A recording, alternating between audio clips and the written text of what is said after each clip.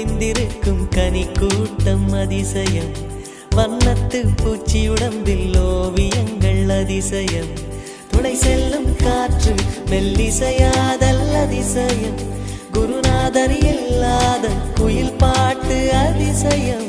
அதிசயமே அசந்து போகும் நீ எந்த அதிசயம். கல் தோன்றி மண் தோன்றி கடல் தோன்றும்